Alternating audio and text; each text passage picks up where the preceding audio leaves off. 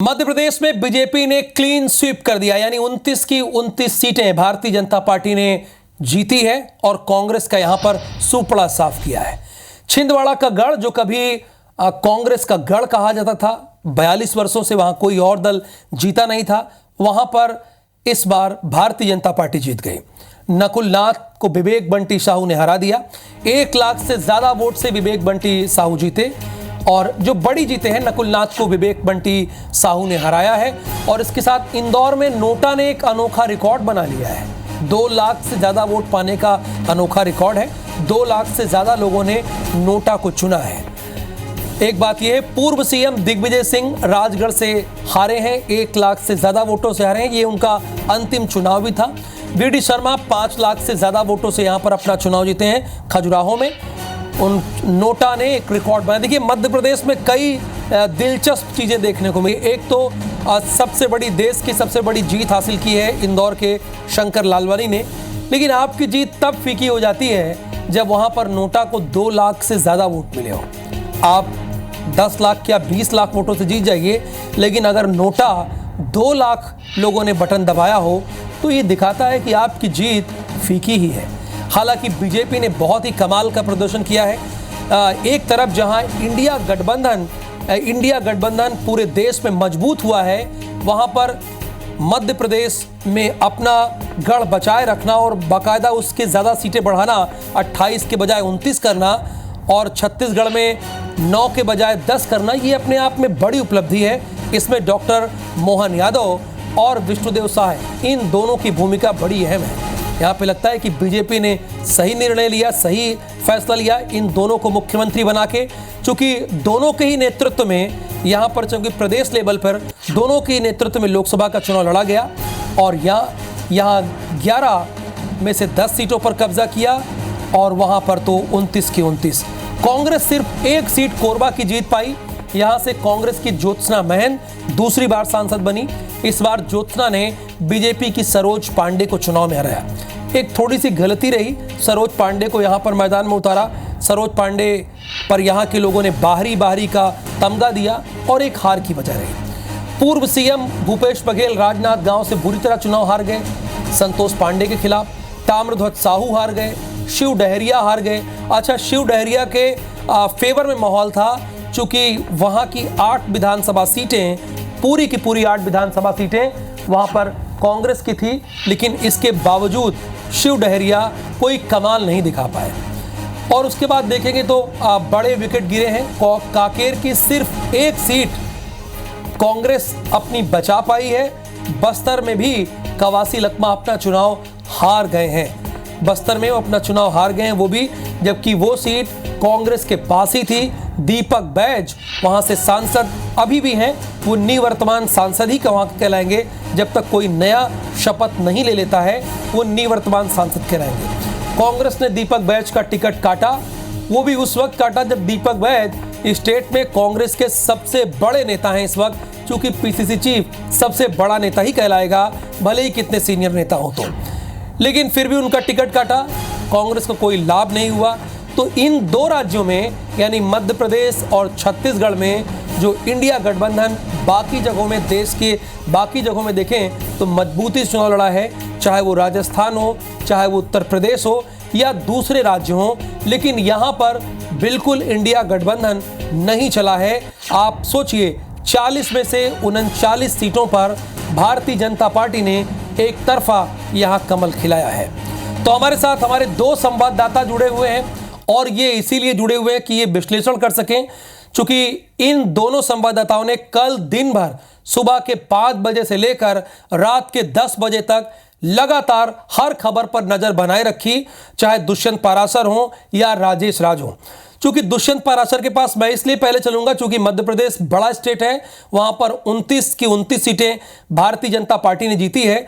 दुष्यंत, जहां पर इंडिया गठबंधन ने देश में मजबूत दस्तक दी हो, वहां पर 29 की 29 सीटें जीतना, पहले 28 थी, ये अपने आप में बड़ी बात है। मैं आपसे जानना चाहूंगा कि कौन कौन से अहम फैक्टर थे। एक तो डॉक्टर सीएम मोहन यादव का एक फैक्टर था, उसके अलावा क्या फैक्टर था कि बीजेपी इतनी बड़ी मार्जिन से यहां पर चुनाव जीती है? और मैंने तो जो देखा है, एक सीट पर भी कांटे की टक्कर मुझे दिखाई नहीं दी है।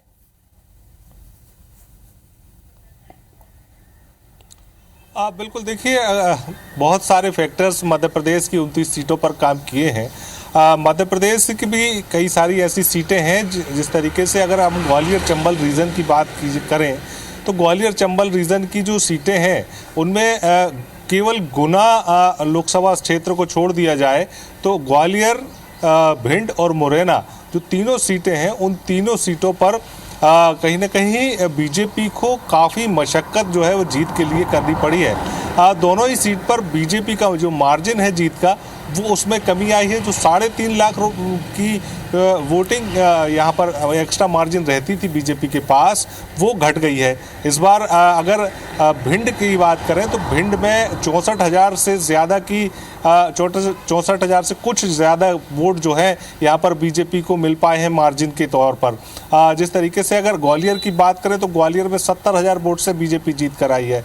अगर मुरैना की बात करें तो लगभग 51 से 52,000 वोट से इस बार बीजेपी जो है वो जीती है। तो ऐसे में ग्वालियर चंबल रीजन में बीजेपी को काफ़ी मशक्क़त करनी पड़ी है। यहाँ पर अलग अलग फैक्टर जो है वो काम किए हैं। जिस तरीके से अगर भिंड सीट की बात कर लें तो भिंड सीट पर जो कांग्रेस के प्रत्याशी थे फूल सिंह बरैया, वो उनके जो पुराने कई सारे बयान थे, जिस तरीके से ब्राह्मणों पर उन्होंने कई बार टिप्पणी की है, कई सारे सामाजिक बयान उन्होंने दिए हैं, तो उस बात को लेकर यहाँ पर नाराज़गी जो है वो मतदाताओं में देखने को मिली और वो खासा परेशानी जो है वो उनके लिए बन गई। खुद की विधानसभा में भी फूल सिंह बरैया जो है वो जीत नहीं पाए हैं। विधानसभा चुनाव भले ही वो जीत गए थे लेकिन लोकसभा चुनाव में खुद की ही विधानसभा में वो हार गए हैं। वहीं अगर बात की जाए इसी लोकसभा की अटेर विधानसभा की, जो कि उपनेता प्रतिपक्ष हेमंत कटारे की विधानसभा है, उसमें भी कांग्रेस को हार का सामना करना पड़ा है और बीजेपी को अच्छी खासी जीत जो है उस विधानसभा से मिली है। क्योंकि ग्वालियर चंबल एक रीजन ऐसा है कि जहां पर जाति की जो राजनीति है वो कहीं ना कहीं काफ़ी असरकारक होती है और इसी को लेकर कहीं ना कहीं राजनीतिक दल जो है अपने तरीके से सामाजिक और जातीय जो प्रत्याशी हैं उनकी सेटल करते हैं। तो ऐसे में उसी बात को ध्यान में रखते हुए इन चारों सीटों पर कहीं ना कहीं चाहे बीजेपी हो चाहे कांग्रेस, उन्होंने तमाम सारे प्रयास किए थे लेकिन वो प्रयास कांग्रेस के विफल हो गए हैं और चारों सीटों पर बीजेपी को अच्छी खासी जीत मिली है। बुंदेलखंड की बात करें तो बुंदेलखंड की चारों सीटों पर भी बीजेपी को ही जीत मिली है। सागर सीट की बात करें तो सागर में इकलौती सीट बीना की कांग्रेस के पास थी, लेकिन कांग्रेस की जो विधायक है निर्मला सप्रे वो बीजेपी में शामिल हो गई एन चुनाव के पहले। तो यहाँ पर कांग्रेस को फिर से हार का सामना करना पड़ा है। जो 8 सीटें बीजेपी के पास ऐसे में चली गई हैं। तो ऐसे में अगर दमोह सीट की बात की जाए तो दमोह में भी 1 सीट कांग्रेस के पास है विधानसभा की। यानी अलग अलग करके दुष्यंत पाराशर विश्लेषण दे रहे हैं, अपनी बात बता रहे हैं कि कैसे यहाँ पर भारतीय जनता पार्टी को फायदा हुआ। राजेश राज हैं, इनकी पॉलिटिक्स में पकड़ भी अच्छी है, तो हमारे दर्शकों से यही जानना चाहेंगे राजेश राज। देखिए, एक तो इंडिया गठबंधन ने दूसरे राज्यों में मजबूत दस्तक दी, इसमें कोई दो राय नहीं, आप भी देख रहे हैं। मैं यही जानना चाह रहा हूं कि वो दस्तक यहां पर क्यों नहीं दिखी, छत्तीसगढ़ में क्यों नहीं दिखी, इसकी क्या वजह है? और दूसरा मेरा सवाल यह है कि कांग्रेस क्यों पीछे रह गई? लेकिन पहले सवाल का जवाब दीजिए आप।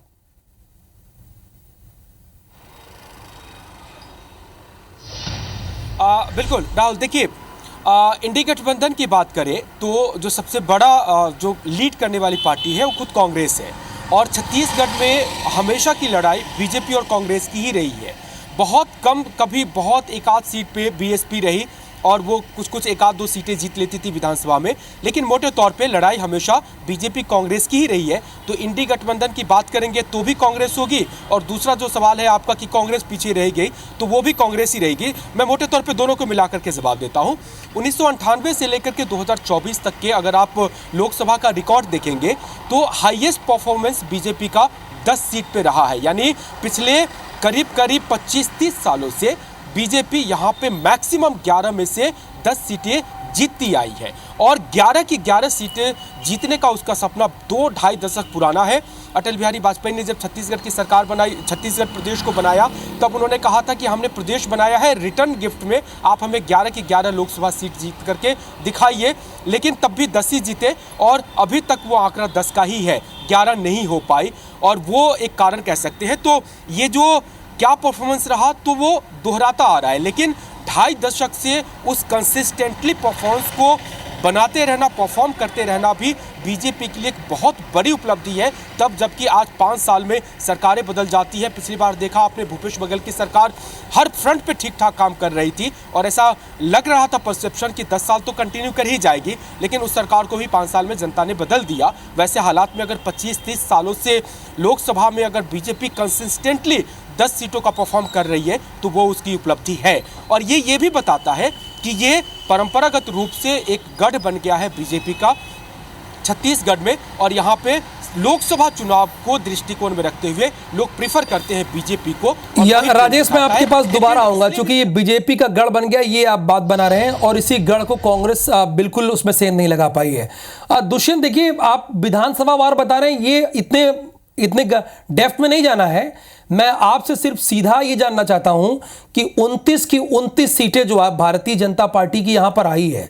एक तरफ आपने देखा कि इंडिया गठबंधन दूसरे राज्यों में मजबूत दस्तक दे रही है, तो यहां पर 29 की 29 सीटें जो बीजेपी क्या है उसके पूछे फैक्टर क्या है, मुझे फैक्टर बताइए आप बाकायदा लोकसभा वार और विधानसभा वार डेप्थ में इतनी जानकारी नहीं चाहिए कि फैक्टर क्या क्या रहे होंगे, क्योंकि आप लगातार कवरेज कर रहे हैं, 300 दिनों से लगातार चुनाव कवर कर रहे हैं।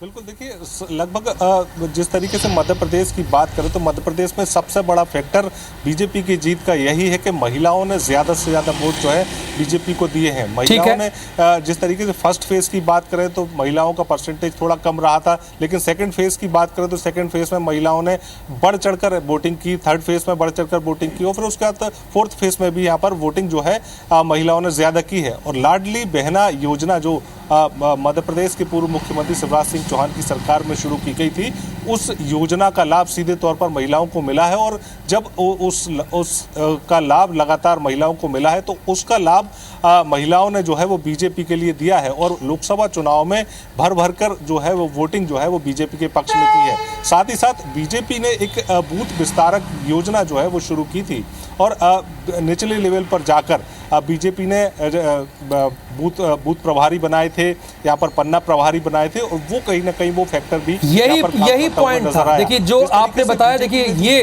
कि पहली बात जो आपने कहा कि महिलाओं का रोल अहम था और दूसरी बात जो आपने कही कि बूथ विस्तारक योजना जो भारतीय जनता पार्टी की थी, जो हर बूथ पर 370 वोट बढ़ाने का एक लक्ष्य भारतीय जनता पार्टी ने लेकर चला था, वो कारगर साबित हुआ। सेम यही सवाल राजेश राज मेरा आपसे भी है, वो कौन से फैक्टर थे जो भारतीय जनता पार्टी ने यहां पर पिछली बार से बेहतर परफॉर्मेंस किया? बाकी आप देश के हिस्से में देखेंगे तो उतना अच्छा प्रदर्शन नहीं है, मध्य प्रदेश को छोड़ दीजिए, बेहतर प्रदर्शन किया। फैक्टर वो कौन कौन से थे?